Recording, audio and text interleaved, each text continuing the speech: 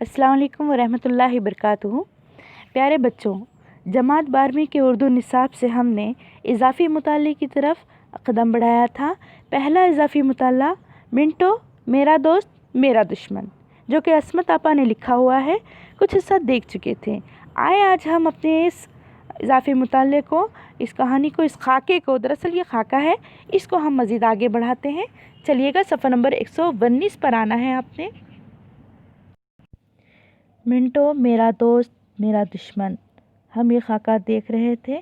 तो आइए हम आगे बढ़ते हैं। यहाँ पर मुसन्निफ़ा और मिंटो के दरमियान किस तरह की बहस हो रही थी, ये हमने पिछले लेक्चर में देख लिया। अदब के अंदाज़ में जो एक दूसरे के साथ बहस करने लगे थे दोनों, और साथ बहस करते करते दोनों ने एक दूसरे को बहुत सारी बातें कह डाली थी। चलिए हम आगे बढ़ेंगे। घुमसान के बीच मैंने एक बार किनारे होकर गौर से देखा। मोटे मोटे शीशों के पीछे लपकती हुई बड़ी बड़ी सियाह पुतलियों वाली आंखें, जिन्हें देखकर मुझे बेसाख्ता मोर के पर याद आ गए।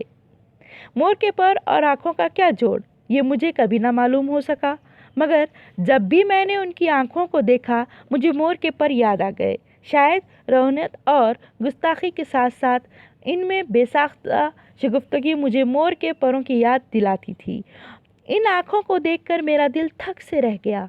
उन्हें तो मैंने कहीं देखा है, बहुत करीब से देखा है। ख़ाक़ा लगाते, संजीदगी से मुस्कुराते, तंज के नश्तर बरसाते और फिर नज़ा के आलम में पथराते। वही नाजुक नाजुक हाथ पैर, सर पर टोकरा भर बाल, पिचके जर्द जर्द गाल और कुछ बेतुके से दांत। न जाने किस बात पर मैंने कहा यह बिल्कुल गलत, और हम बाकायदा लड़ पड़े। देखिए यहाँ पर घमसान के बीच मैंने एक बार किनारे होकर गौर से देखा। घमसान जो लड़ाई चल रही थी, ये लड़ाई कैसी थी, इनकी लफ्ज़ी झड़प हो रही थी, लफ्ज़ी लड़ाई थी। बहुत ज़्यादा एक दूसरे को बुरा भला कहा जा रहा था, लेकिन लफ्ज़ी अंदाज में। तो लड़ते लड़ते वो मुसन्निफ़ा खामोश हो गई। कुछ देर के लिए खामोश होकर उन्होंने गौर किया, उन्होंने देखा तो मालूम पड़ा कि ये जो मिंटो है उसकी आंखें कैसी हैं, बिल्कुल सियाह पुतलियों वाली है, और साथ साथ वो मोटा बड़ा सा चश्मा पहने हुए, शीशे वाला चश्मा पहने हुए, और उसके पीछे उनकी आंखें बिल्कुल मोर की तरह नज़र आने लगी थी। देखिएगा, मोर आपने देखा है, जो जंगल का एक परिंदा, खूबसूरत परिंदा है, हमारा कौमी परिंदा माना जाता है। उसके परों पर जो गोल गोल निशान होते हैं, बिल्कुल उसी तरह से यहाँ पर मुसन्निफ़ा को याद आने लगा कि ये आंखें तो मोर की परों पर मौजूद निशानों की तरह नज़र आती है, क्योंकि वो आँखों में जो खूबसूरती है, जो आँखों में शगुफ्तगी है, यानी एक चमक है, ज़िंदगी है, रमक है, तो वो अपने जहन में ला कर के सोचने लगी थी। हालांकि मोर के परों पर पाए जाने वाले निशान और मुसन्निफ़ यानी कि यहाँ पर मिंटो है, मिंटो के आँखों का कोई मेल नहीं था, कोई जोड़ नहीं था, कोई ताल्लुक़ नहीं था। फिर भी न जाने क्यों असमत आपा ने उन्हें मोर के परों के निशान से तशबीह दे डाली। फिर वो देखते ही देखते मुस्कुराने भी लगी, उन्हें कुछ अजीब सी बातें याद आने लगी, और साथ में शख्सियत समझने की कोशिश करने लगी मिंटो की। उसके साथ ही उन्हें एहसास होने लगा कि बहुत करीब से मैंने उन्हें देखा है। नज़ा के आलम में, यानी कि जो मरने का वक्त होता है, सकरात का वक्त जो होता है, ऐसे आलम में किस तरह से पथरा जाता है इंसान। वही नाजुक नाजुक हाथ है, और साथ में तंज के नश्तर बरसाते हैं, वही मुस्कुराता चेहरा है, वही ख़ैख़ा लगाते अंदाज है उनके। न जाने क्या क्या उनकी शख्सियत में छुपा हुआ था। बिल्कुल, हालांकि गाल देखने पर पिचके हुए नज़र आते थे, बाल सर पर टोकरा भर के थे, यानी बिखरे हुए बहुत ज़्यादा बाल थे, दांत भी बेतुके से थे। अजीब किस्म की शख्सियत थी, अजीब सा चेहरा था, लेकिन उसके बावजूद उनकी शख्सियत अपने आप में एक मिसाल थी। ये सब कुछ जैसे उनके जहन में आया तो एकदम से वो कहने लगी ये बिल्कुल गलत है। अब पता नहीं क्या क्या बातें वो सोच पड़ी थी, और बाकायदा इन दोनों में लड़ाई होने लगी। आप कट बहसी कर रही हैं। देखिए यहाँ पर कट बहसी कर रही हैं का मतलब क्या होगा, यहाँ बहुत ज़्यादा लड़ रही हैं, ज़्यादती कर रही हैं, बहुत बहस कर रही हैं। हिमाकत है, ये धांधली है असमत बहन। दोनों के दरमियान फिर से लड़ाई होने लगी। वही लफ्ज़ी लड़ाई है, लफ्ज़ी झड़प है। दोनों ने एक दूसरे को बुरा भला भी कहना है और एक दूसरे की बात को काटना भी है। जैसे यहाँ पर कहा मुसन्निफ़ ने कि यहाँ पर मिंटो ने कहा कि आप कटबेसी कर रही हैं, बहुत ज़्यादा टेढ़ी बातें कर रही है, या बहुत हुज्जत कर रही हैं। तब उन्होंने कहा ये तो हिमाकत है। फ़ौरन उन्होंने कहा कि धांधली है, धोखा है ये आपका। तो असमत बहन, आप मुझे बहन क्यों कह रहे हैं? मैंने चिढ़कर कहा। अस्मत आपा ने जैसे ही सुना मिंटो ने उन्हें बहन कह दिया तो और भी बुरा लगा और वो कहने लगी कि मुझे बहन क्यों कह रहे हो? नहीं कहता, मेरे बारे में मेरे भाइयों के ख्यालात भी कुछ खुशगवार नहीं हैं। या आपको खांसी है, इसका इलाज क्यों नहीं करते? देखिए यहाँ पर अस्मत ने उनसे कहा कि मेरे बारे में, यानी कि मैं बहुत ही झटकफा हूँ या मुँहफट हूँ, बहुत कुछ बोल देती हूँ, इस तरह से मेरे भाइयों का ख्याल है, यानी वो मेरे बारे में कुछ बहुत अच्छा ख्याल नहीं रखते। बात करने के दौरान शायद मिंटो खांस पड़े थे, इसीलिए अस्मत ने दरमियान में ही कह दिया कि आपको तो बड़ी खांसी होने लगी, आप अपना इलाज क्यों नहीं करवा लेते? इलाज? 3 साल हुए, डॉक्टरों ने कहा था साल भर में मर जाऊंगा। तुम्हें टीबी है। साफ जाहिर है कि मैंने ना मर कर उनकी पेशेंटगोई को सच्चा साबित ना होने दी। इनसे तो मैसेमरिज्म और जादू करने वाले ज़्यादा अक्लमंद होते हैं। देखिए यहाँ पर जैसे ही अस्मत आपा ने कहा कि आप अपना इलाज क्यों नहीं करते, आप तो कितना खांस रहे हो, ये सुनकर मिंटो ने कहा इलाज? 1 साल से ज़्यादा, 3 साल से भी ज़्यादा हो गए। डॉक्टरों ने मिंटो से कहा था कि तुम्हें क्या है, टीबी की जो है बीमारी है, टीबी की, फेफड़ों की खांसी की जो बीमारी होती है तो वो है, और तुम साल भर से ज़्यादा जी नहीं पाओगे, तुम कुछ दिन के मेहमान हो, तुम तो मर जाओगे। अब देखिए यहाँ पर एक लफ्ज़ दिया गया है मैस्मेरिज्म, ठीक है, तो ये दरअसल एक तरह का इलाज है, एक तरह का इल्म है जिसके ज़रिए लोगों के ख़यालात पर काबू पाया जाता है। आपको याद रखना है ये इल्म के बारे में। तो ये जो इल्म है ये दरअसल एक तरह का इलाज है। तो इसमें क्या होता है, लोगों के जो ख़यालात होते हैं उसको काबू में लाने की कोशिश की जाती है। तो डॉक्टरों ने इनसे कहा था कि तुम ज़्यादा जी नहीं पाओगे, फौरी मर जाओगे, लेकिन ऐसा हुआ नहीं। तो मिंटो कहते हैं कि मैंने तो उनके ख्यालात को बिल्कुल भी झूठा साबित कर दिया 3 साल से ज़्यादा जी कर। कहते हैं कि इससे ज़्यादा तो अक्लमंद वो लोग हैं जो लोगों के ख्यालात को काबू में पा लेते हैं। यही आपसे पहले एक बुज़ुर्ग फरमाया करते थे। देखिए यहाँ पर अस्मत ने फिर जवाब दिया, कहा जैसे मिंटो ने कहा कि मैं डॉक्टरों के पेशेंटगोई को गलत साबित कर चुका हूँ। डॉक्टरों ने कहा था कि तुम बहुत जल्द मर जाओगे, लेकिन देखिएगा मुझे तो 3 साल से ज़्यादा हो चुके हैं और पेशेंटगोई झूठी साबित हुई है। तो अस्मत ने कहा कि इसी तरह की बात आपसे पहले किसी और ने भी कही थी। मिंटो कहते हैं कौन बुज़ुर्ग, किसने कहा था? मेरे भाई अजीम बेग नौमन मिट्टी के नीचे आराम फरमा रहे हैं। नौमन मिट्टी के नीचे आराम फरमाने से मुराद खाक नशीन हो चुके हैं, इस दुनिया से रुखसत हो चुके हैं, मर चुके हैं, इंतकाल हो चुका है, वो आराम फरमा रहे हैं। उनका नाम है अजीम बेग। थोड़ी देर हम अजीम बेग के फ़न पर बहस करते रहे, मतलब बात से बात पैदा होती रही और एक मौजू से दूसरे मौजू की तरफ वो बढ़ते रहे।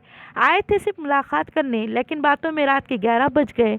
शायद जो हमारी झड़ पे अलग थलग बैठे देख रहे थे, भूख से तंग आ चुके थे। मलाट पहुँचते पहुँचते 1 बज जाएगा, लिहाजा खाना खा ही लिया जाए। मिंटो ने मुझसे अलमारी से प्लेटें और चमचे निकालने को कहा और ख़ुद होटल से रोटी लेने चला गया। ज़रा इस बरनी से अचार निकाल लीजिए। मिंटो ने तेज़ी से मेज़ पर खाना लगाया और कुर्सी पर उकड़ू बैठ गया। वही मेज़ जो दम भर पहले अदबी कारगुजारियों का मैदान बनी हुई थी, एकदम खाने की मेज़ की खिदमत अंजाम देने लगी और बग़ैर किसी से पहले आप कहे हम लोगों ने खाना शुरू कर दिया, जैसे बरसों से इसी तरह खाने के आदी हों।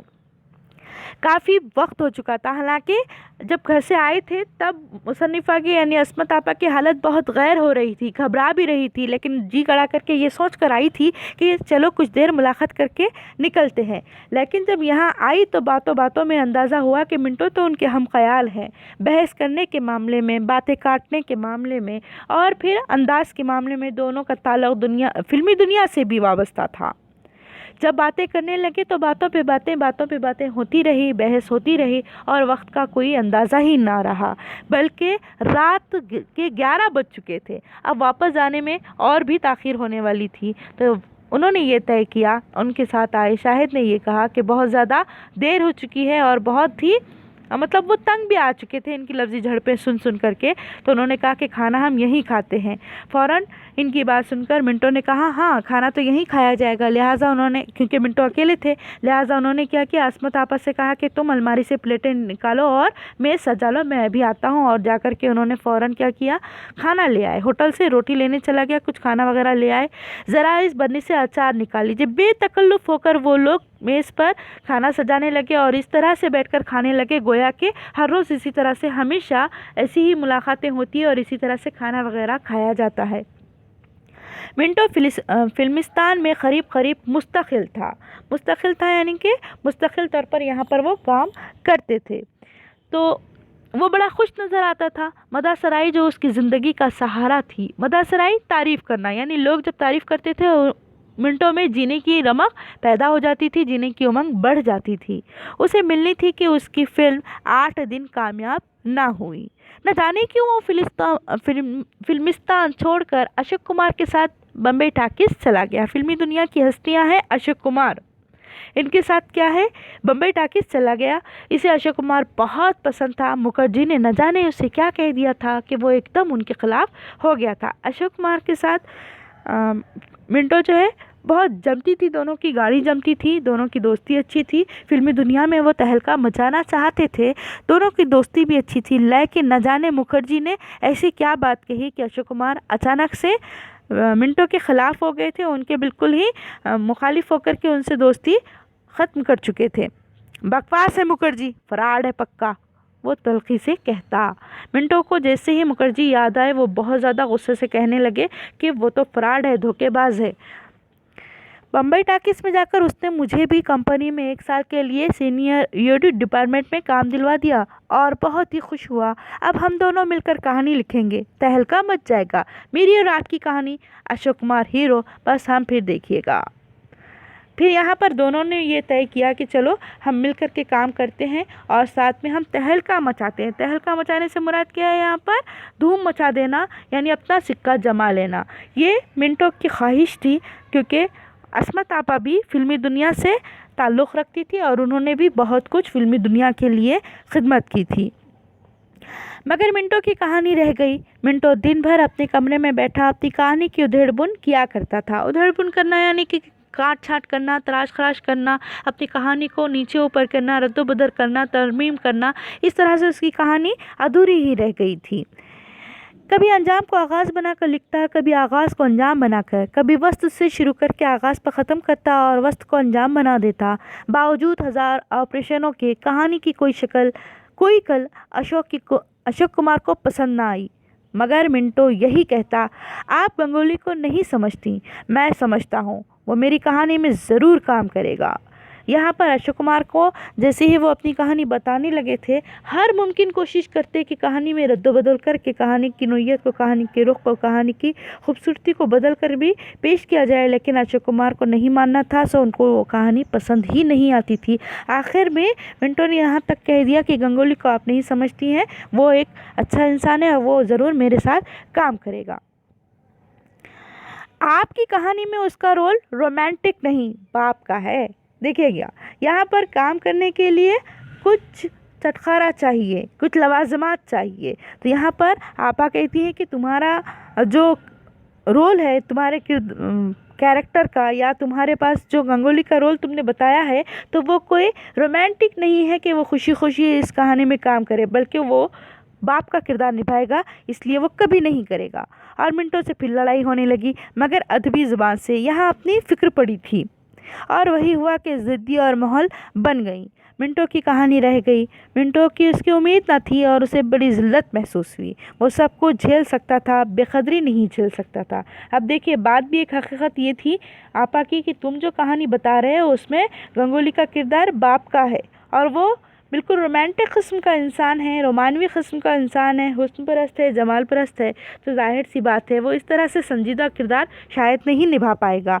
और इस तरह आपस में लड़ाई होने लगी और न सिर्फ लड़ाई हुई बल्कि अस्मत आपा अपनी बात पर डटी रही और जीत भी गई। ये बात मिंटो को बिल्कुल भी हजम नहीं हुई, बिल्कुल बर्दाश्त नहीं हुई, क्योंकि वो इस तरह के रवैये की या इस तरह के बातों का आदी नहीं था, बल्कि उसको अपनी ज़िल्लत वो خواری محسوس ہونے لگی تھی۔ وہ سب کچھ برداشت کر سکتا تھا لیکن خود کی بے قدری برداشت نہیں کر سکتا تھا۔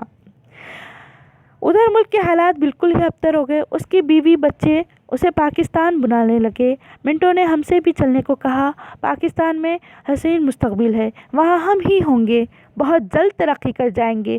میرے جواب پر منٹو مجھ سے واقعی بددل ہو گیا۔ اتنی لڑائیاں اور جھگڑے میرے اس سے ہوئے مگر یوں کسی سنجیدہ اصول پر بحث نہیں ہوئی۔ دیکھیں یہاں پر منٹو کی بیوی اور بچے اسے بار بار پاکستان بلا رہے تھے۔ بٹوارے کے بعد کی بات ہے یہ، تو یہاں منٹو بھی چلنے کو تیار تھا لیکن اس کا دل ہندوستان میں زیادہ لگتا تھا، لیکن مجبور ہو چکا تھا۔ اب جب وہاں جانے کے لیے وہ راضی ہونے لگا تو وہ آپا سے بھی کہنے لگا، عصمت صاحبہ سے بھی کہنے لگا کہ چلو ہم وہیں پر جا کر مستقل رہائش اختیار کر لیتے ہیں، کیونکہ وہاں پر ہم ہوں گے، وہاں اور کوئی نہیں ہوگا، اور وہاں ہمیں کوئی روکنے ٹوکنے والا نہیں ہوگا، کوئی ہماری بات کو کاٹنے والا نہیں ہوگا، کوئی ہماری ترقی کی راہ میں روڑے ڈالنے والا نہیں ہوگا۔ تو یہاں پر منٹو کو صاف طور پر منع کر چکی تھی آپا نے۔ اس کی آپا کی بات سن کر کے وہ بہت بددل ہو گیا تھا، یعنی اداس ہو گیا تھا۔ حالانکہ بہت ساری لڑائیاں ہوتی تھی تب وہ اتنا اداس نہیں ہوتا تھا، لیکن لڑائیاں لفظی ہوتی تھی، ادبی ہوتی تھی، بات آئی گئی ہو جاتی تھی۔ یہاں پر بات سنجیدگی پر تھی، یہاں پر ملک کو بدلنا تھا، ملک سے مستقل طور پر دوسری جگہ جا کر رہائش کرنا تھا۔ منٹو کو یہ یقین تھا کہ جب وہ پاکستان جائے گا تو وہاں پر زیادہ ترقی کرے گا، اور وہ یہ چاہتا تھا کہ عصمت آپا کے ساتھ مل کر کے ترقی کو اور زیادہ آگے بڑھایا جا سکتا ہے، لیکن عصمت نے فوری طور پر منع کر دیا تھا۔ تو یہ بات اسے بہت مایوس کر گئی تھی۔ تو اس طرح سے ہمارا یہاں تک کا پیراگراف مکمل ہوا۔ انشاءاللہ ہم بقیہ حصہ پھر آگے اگلے لیکچر میں دیکھتے ہیں۔ تب تک کے لیے اللہ حافظ۔